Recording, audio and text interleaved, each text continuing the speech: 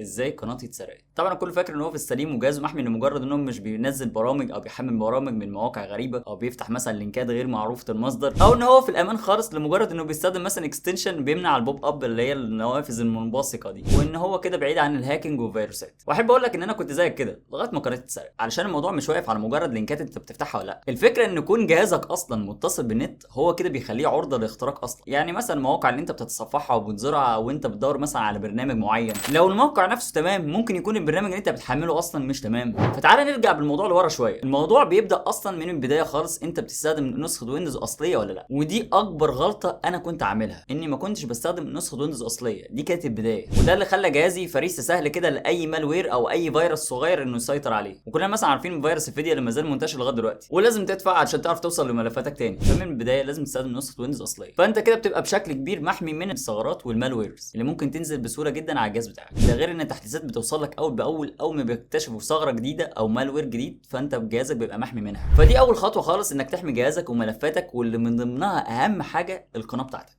ويمكن اي صانع محتوى عارف انه من اسوأ الحاجات اللي ممكن يتعرض لها ان القناه بتاعته تتسرق. صدقني الموضوع مرعب وبيخض اي حد، ان تعبك وشقاك مجرد بس كده في لحظه ممكن يضيع لمجرد انك بتستخدم حاجات مهمه وبسيطه، زي انك مثلا تستخدم نسخه ويندوز اصليه، وطبعا برنامج انتي فيروس كويس. وطبعا بيجي دورك انت انك برضو ما تحملش اي برامج من مواقع غير موثوقه. صدقني انا عارف ان الحاجه المجانيه حلوه، واحنا بنستخسر ندفع وبنستسهل وبنقول فاكس مش هتفرق واديها ماشيه وشغاله. وانا صدقني كنت كده لغايه ما اتعلمت الدرس وقناتي اتسرقت، واللي متابع من زمان عارف ان حصل معايا كده. ومن ساعتها وبقت كل حاجه انا بستخدمها لازم تكون اصليه ومتحمله من الموقع الرسمي بتاعها. وطبعا ده من بدايه الويندوز واي برامج تانية انا بستخدمها. وطبعا انت لو عملت كل الحاجات دي انت بتبقى في الامان بنسبه كبيره جدا جدا جدا اكتر من اي حد تاني. بس يا سيدي ده كان فيديو سريع حبيت اشاركك فيه بتجربتي اللي انا مريت بيها، وفي نفس الوقت ما تغلطش غلطتي. وكمان هسيب لك تحت الفيديو في الوصف رابط فيه لابتوبات بموديلات كتيره واسعار كتيره جدا، كلها جاي معاها نسخه ويندوز 11 اصليه متسطبه عليها. فاختار اللي يناسبك عشان تبقى في السليم. وكده انا اكون خلاص، ما تنساش تعمل لايك للفيديو وتشترك في القناه لو انت مش مشترك. اشوفك على خير